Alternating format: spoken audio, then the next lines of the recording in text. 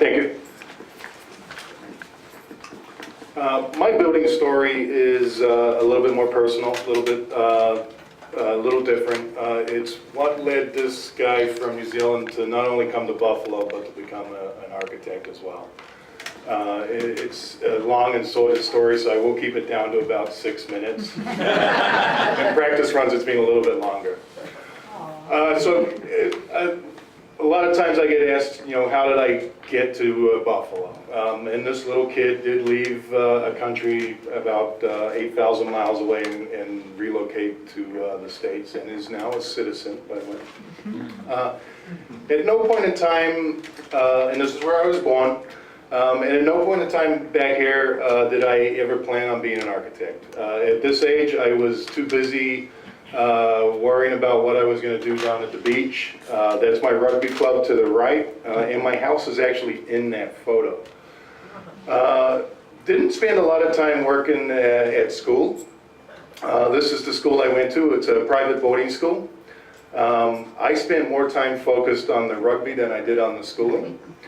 That was going to be my plan in life. As loose as it was, I was going to be playing professional sports for the rest of it. So the education part of it wasn't so important. Rugby did pay off in one way. It got me out of the country and it took me around the world. I spent some time in Scotland, in Edinburgh in particular, and then a couple years in Italy. Through a couple of stops, I ended up in Honolulu, Hawaii.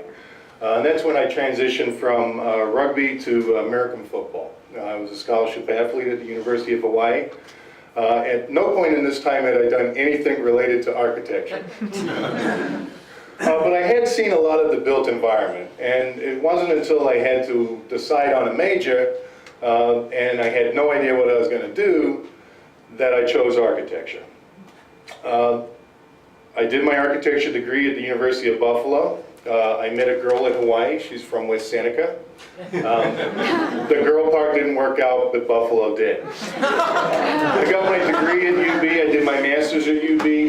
And then I went to work at Architectural Resources. At the time, it was about 20 people. When I left earlier this year, it was in the mid-30s. There's a couple of employees here tonight. It was a great experience for me. They just let me have free reign of what I was working on. I had to be very self-reliant. And I got to work on some great projects. The Nichols MSIT building up in the top left, I did a lot of work down at Larkin, which is now one of our community hubs in the city that's really prospering. The best part about Architectural Resources, though, was the people. We spend a lot of time really not working. The lions are not real, so don't worry. We photoshopped those in. Right in the middle is the plan for the perfect kill shot on a rubber band. And somehow through all of that, we still did some nice work. This is part of the Buffalo Schools Reconstruction Project.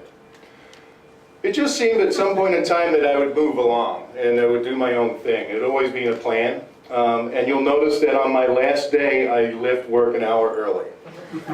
We actually all went to the bar. It was fun. It was a very positive experience for me. I'd been there for almost 11 years. This is one of my workers now. It had been a slow process. Over a number of years, I'd been doing some small side work. And I would send these out at Christmas time to the handful of clients that I had every year. That's my baby moose. Not much has really changed. I now have 2 employees. I spend a lot of time working out of my truck. My liquor cabinet has now been relocated from my workbench and is now full of actual, office supplies. But there's been also some very positive steps forward. I've worked with some great people. The best part is that I have the opportunity to pick my projects now. And all of them have been about working on a relationship. And they're projects of different scales and different sizes. Obviously a lot of residential. I also have a very nice project that you'll be hearing a lot of in the next couple months, and that's Riverworks down on Ganson Street. We're really coming along quickly there. We'll have ice down soon too. So Justin, you can ride your bike down, more than welcome. But the most important part is that I've been able to find something exciting about each project. And that's how this little kid in the bad tie ended up in Buffalo from New Zealand without actually really having any idea what he was doing at all along the way. So I guess what I took out of this as I started to think about how I became an architect and why I became an architect was what I wanted to do in the future.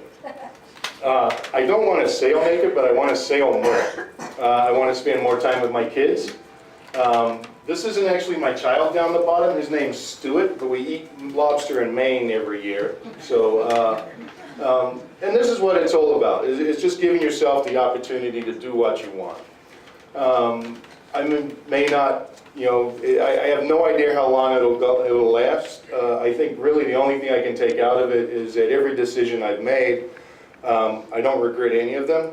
The worst that you can do is fail, and then you can just get back up and try again. Right on.